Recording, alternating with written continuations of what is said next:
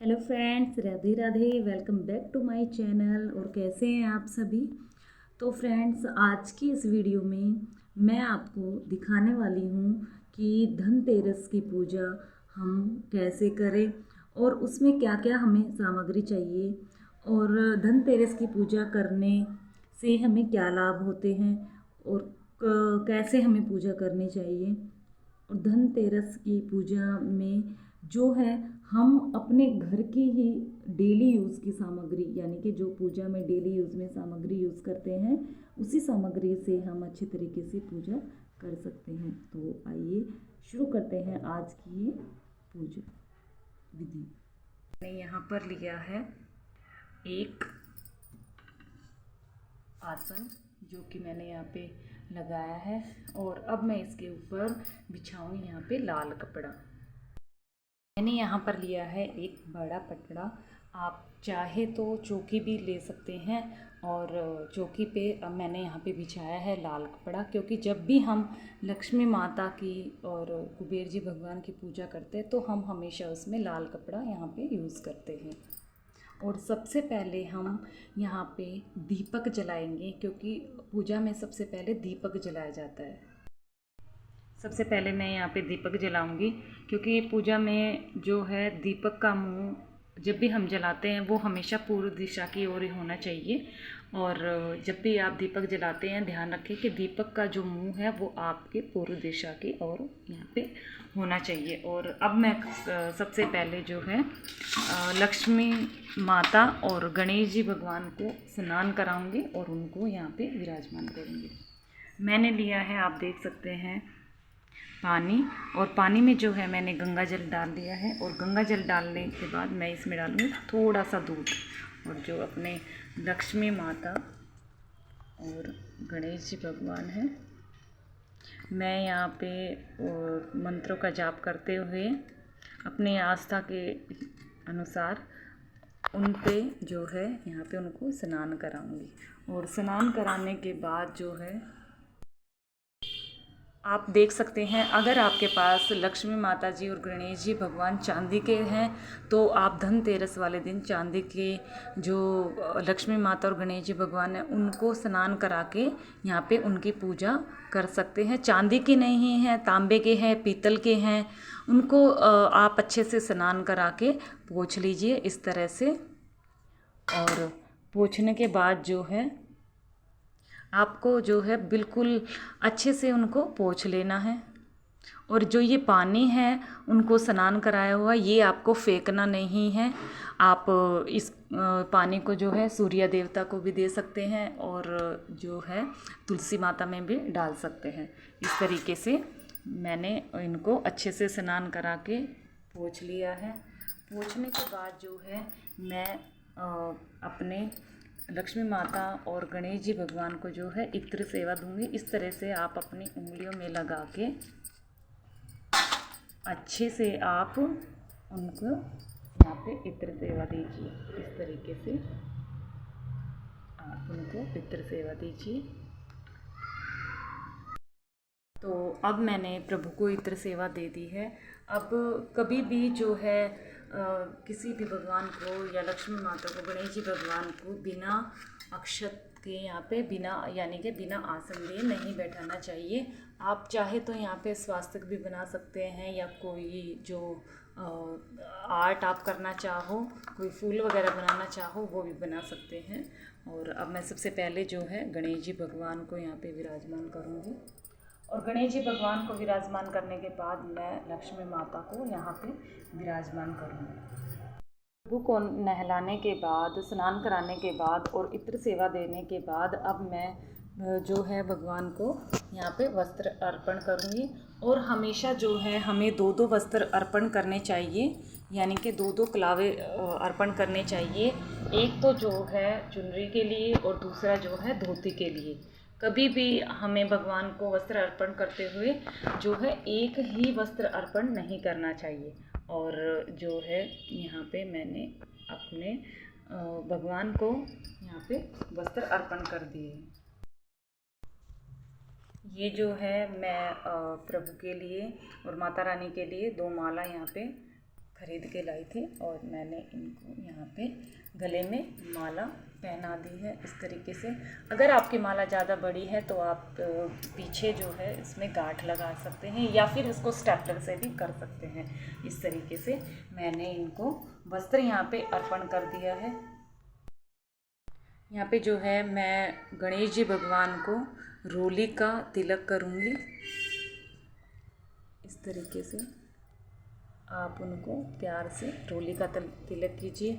और जो है माता लक्ष्मी को मैं यहाँ पर चंदन का तिलक करूँगी। आप चाहे तो माता लक्ष्मी को भी जो है रोली का तिलक कर सकते हैं। चंदन है तो चंदन का भी कर सकते हैं। ये है जनेऊ और मैं ये अभी जो है गणेश जी भगवान को अर्पित करूँगी। और गणेश जी भगवान को अर्पण करने से पहले मैं इस पर थोड़ा सा हल्दी का जो है तिलक करूँगी। और अब मैं इसको गणेश जी भगवान को यहाँ पे अर्पण कर रही हूँ। इस तरीके से आप पूरी हैं। अब जो है जनेऊ अर्पण करने के बाद मैं उनको फूल यहाँ पे अर्पण करूँगी, क्योंकि ये पूजा जो है हमारी लक्ष्मी माता के लिए है, कुबेर महाराज के लिए है, तो इसलिए हमें इस दिन कुबेर यंत्र की भी यहाँ पे पूजा करनी चाहिए। और अब मैं जो है कुबेर यंत्र पर तिलक करूँगी। उन पे जो है यहाँ पे थोड़े से अक्षत उनको यहाँ पे भेंट करूँगी और फूल उनको यहाँ पे चढ़ाऊँगी। इस तरीके से आप कुबेर यंत्र की भी यहाँ पे पूजा कर सकते हैं। अब मैं जो है भगवान को ऋतुफल यहाँ पे अर्पित करूँगी। और जो भी ऋतुफल है, जैसे सेब है या फिर केला है या जो भी आपके घर पे उस समय उपलब्ध है, आप वो ऋतुफल यहाँ पे भेंट कर सकते हैं। अब जो है मैं यहाँ पे दीपक की पूजा करूँगी, क्योंकि दीपक की पूजा भी यहाँ पे ज़रूरी होती है। सबसे पहले मैं उनको तिलक करूँगी रोली से और फिर फूल यहाँ पे उनको चढ़ाऊँगी इस तरीके से। और अब मैं जो है यहाँ पे मैंने दीपक की पूजा कर ली है। अगर आपके पास जो है इस तरीके से किसी भी भगवान की, गणेश जी भगवान की या फिर जो है तस्वीर नहीं है, तो आपको क्या करना है, आपको इस तरीके से एक जो है मिट्टी लेनी है थोड़ी सी, और ये याद रखना मिट्टी थोड़ी टाइट हो और उस पर कलावा अर्पित उसको करके, और इस तरीके से गणेश जी भगवान आप यहाँ पे बना के उनकी पूजा कर सकते हैं इस तरीके से। और अगर आपके पास कुबेर यंत्र नहीं है, मेरे पास कुबेर यंत्र था, और अगर आपके पास कुबेर यंत्र नहीं है तो आपको क्या करना है, आपको एक सुपारी लेनी है और इस तरीके से आपको जो है उस पर कलावा लपेट के उस सुपारी को जो है कुबेर जी भगवान बना लेना है और उनकी भी यहाँ पे पूजा कर ली। ये मैंने गणेश जी भगवान बनाए हैं, क्योंकि हर पूजा में जो है मिट्टी के गणेश जी भगवान ज़रूर बनाए जाते हैं। और अब मैं जो है इनकी भी यहाँ पे पूजा करूँगी। और आपको तिलक लगाना है इस तरीके से। तो इसके बाद हम सभी देवी देवताओं को जो है गंगा जल से यहाँ पे इस तरह से छिड़काव करेंगे। गंगा जल का यहाँ पे उनको यानी कि स्नान कराएंगे और दीपक को भी। और ये जो गंगा जल का पानी हमारा इसमें बच जाता है, इससे हम पूरे घर की शुद्धता करेंगे। इस तरह से, इस तरीके से फूल को आप लेंगे और फूल को लेने के बाद जो है गंगा जल में आप इस तरह से भिगो के पूरा और इस तरह से छिड़काव यहाँ पे करेंगे। और आज के दिन जो है आपको चाहे आप 50 ग्राम ही सूखा धनिया खरीदें, लेकिन आज के दिन जो है धनिया खरीदना बहुत ज़रूरी होता है। और आप चाहे 50 ग्राम धनिया ही खरीदें, लेकिन क्योंकि धनिये से जो है लक्ष्मी माता यहाँ पे प्रसन्न होती है। और मोर पंख भी आपको जो है यहाँ पे आज के दिन चढ़ाना होता है और ख़रीदना होता है। धनतेरस के दिन जो है हमें एक चीज़ ज़रूर ख़रीदनी होती है, चाहे वो हम चांदी की खरीदें या फिर हल्की फुल्की सोने की खरीदें, क्योंकि ऐसा माना जाता है कि हम स्टील की खरीद ले, लोहे की खरीद ले, एक बर्तन लाना होता है, पर धनतेरस के दिन हमें स्टील की या फिर लोहे की चीज़ को अवॉइड करना है, और हमें चांदी या सोने की या फिर पीतल वगैरह की भी हम खरीद सकते हैं।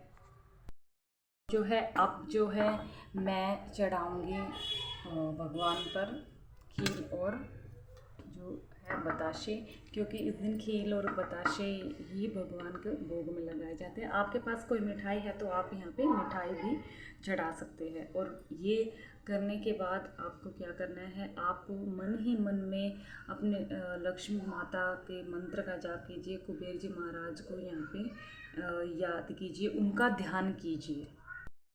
और इसके बाद मैंने यहाँ पे दिए हैं 5 दिए, क्योंकि धनतेरस के दिन हमारे घर पे जो है 5 दिए जलाए जाते हैं। अब मैं इनमें, और मैंने इनको पहले भिगो के रख लिया था, और क्योंकि भिगो के रखने से ये फ़ायदा होता है कि जो है वो दीपक जो है देर तक जलते रहते हैं। और अब मैं इनमें डालूँगी तेल, क्योंकि हमारे यहाँ पर तेल के से, सरसों के तेल से दिए जलाए जाते हैं। अगर आपके यहाँ पे घी के दिए या फिर तिल के तेल के दिए जला जाते हैं तो आप अपने हिसाब से कर सकते हैं। अब मैं इनमें लगाऊंगी बाती, और जगह जगह पर, यानी कि 5 जगह पे, जैसे किचन में या फिर मेन डोर पे और 1-2 रूम के बाहर मैं इनको लगाऊंगी। और इस तरह से ये थी हमारी आज की धनतेरस की पूजा। तो आप सभी कमेंट बॉक्स में मुझे लिखकर ज़रूर बताना कि आप किस तरीके से धनतेरस की पूजा करते हैं, या फिर आपके यहाँ पर धनतेरस वाले दिन कितने दिए जलाए जाते हैं। तो आप सभी इस चीज़ को ज़रूर मुझे कमेंट बॉक्स में लिख के बताना। तो आज के लिए बस इतना ही, जब तक के लिए राधे राधे।